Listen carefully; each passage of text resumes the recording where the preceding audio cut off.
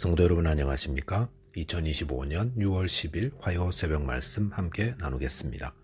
함께 나누실 하나님 말씀은 역대상 12장 1절에서 40절까지입니다. 본문은 다윗을 도와 나라를 세운 용사들에 대한 기록이 소개되고 있습니다. 본문을 통해 성도는 하나님을 신뢰하며 예수님을 주로 삼고 서로 섬겨야 함에 대해서 묵상하겠습니다. 첫째 묵상할 내용은 성도는 어떤 형편에서도 하나님을 신뢰하며 의지해야 한다는 것입니다. 역대상 12장에서는 11장과 마찬가지로 다윗을 도와 나라를 세웠던 용사들이 소개되고 있습니다. 그런데 11장과 차이가 있다면 11장에서는 다윗의 군대 안에서 정규군 지휘관 역할을 했던 30인 용사들을 중심으로 기록되어 있는 반면에 본문 12장에서는 시기별로 다윗을 도우러 왔던 용사들의 명단이 기록되어 있습니다. 본문 1절에 보시면 다윗이 기스의 아들 사울로 말미암아 시글락에 숨어 있을 때에 그에게 와서 싸움을 도운 용사 중에 뜬 자가 있었으니 라고 하였습니다. 여기서는 다윗이 사울 왕을 피해 시글락에 숨어 있을 때에 다윗을 도운 용사들에 대해 소개하고 있습니다. 시글락은 여호수아 때에 시므온 자손에게 할당된 지역이었습니다.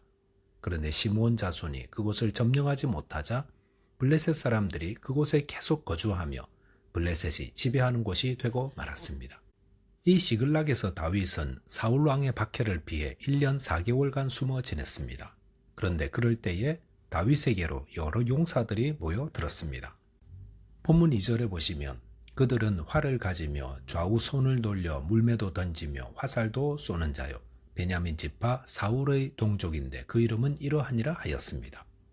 다윗이 시글락에 숨어 있을 때 그를 찾아와 도왔던 용사들은 놀랍게도 사울의 동족인 베냐민 지파 사람들이었습니다.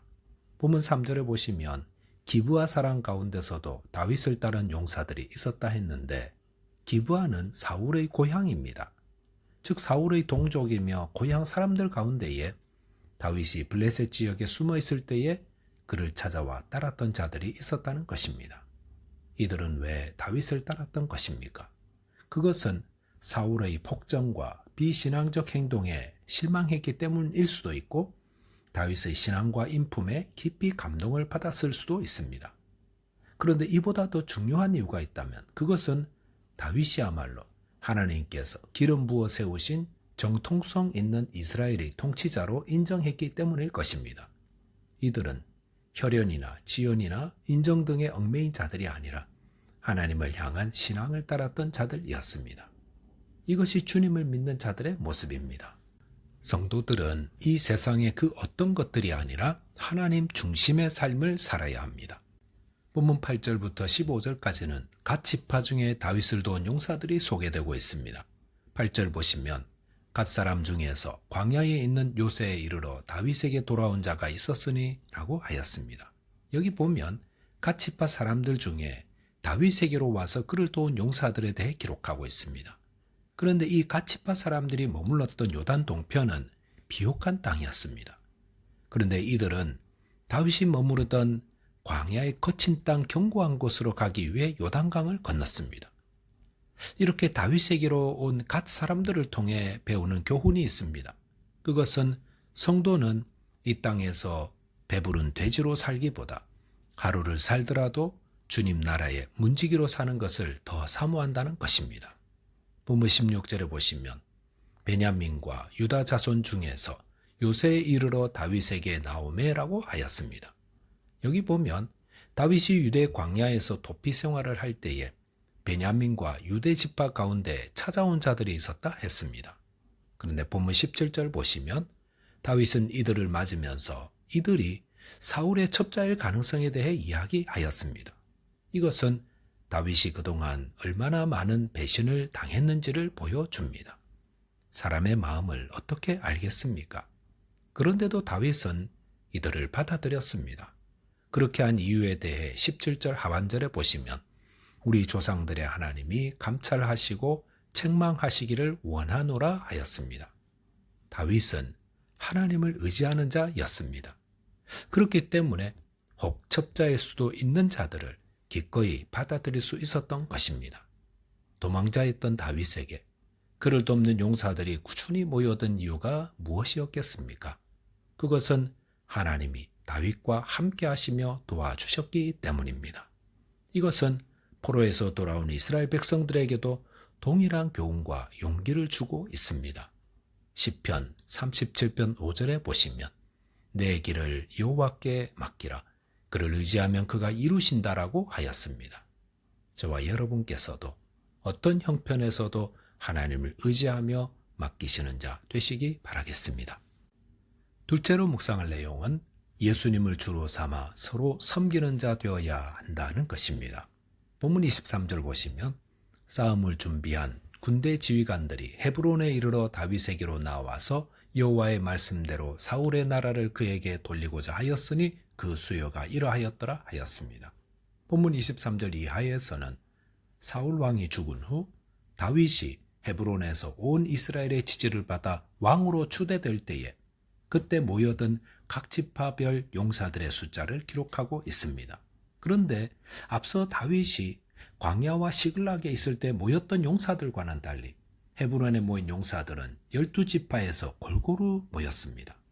24절 이하에 보시면 유다 자손, 시므온 자손, 레위 자손, 그리고 아론의 집과 사독의 가문, 베냐민 자손, 에브라임 자손, 므낫세 반지파, 이사갈, 스불론, 납달리, 단 자손, 아셀 자손, 요단 저편, 루벤 자손, 갓 자손, 므낫세 반지파에서 용사들이 모였습니다. 이 12지파의 이름들이 다 소개되고 있는 가운데 특이한 점이 있다면 단 지파와 스불론 지파도 포함되어 있다는 것입니다.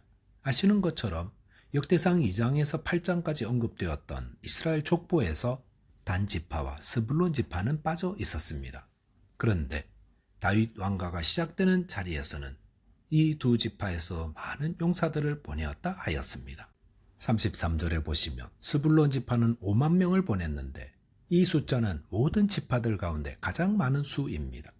또한 35절에 보면 단 지파도 28,600명을 보냈는데 이 수도 매우 많은 수입니다. 이렇게 다윗 왕가를 세울 때에 단 지파와 스불론 지파에서 많은 용사들을 보내었다는 것은 다윗 왕가는 너나 할 것 없이 모든 백성들의 전폭적인 지지를 받아 세워진 나라라는 것을 알려주고 있습니다. 자, 그렇다면 다윗의 족보로 오신 예수님이 세우신 나라는 어떤 나라입니까? 그것은 예수님이 어느 특별한 족속이나 나라의 왕이 아니라 모든 나라, 모든 족속, 모든 민족의 왕이요 구원자라는 것입니다. 본문 38절 이하에 보시면 헤브론에서 행해진 다윗 왕의 대관식 모습이 기록되어 있습니다. 38절에서는 헤브론에 이르게 된 이스라엘 백성들이나 그곳에 오지 않은 백성들 모두 다윗을 왕으로 삼는데 다 한마음이었다고 했습니다. 이것은 주님 나라 백성들은 모두 예수님을 왕으로 삼고 순종하는 자라는 것을 말해줍니다. 또한 39절 이하에서는 헤브론에 모인 백성들은 다윗과 함께 사흘을 지내며 먹고 마신 사건을 기록하고 있는데 그 모습은 참으로 아름답습니다.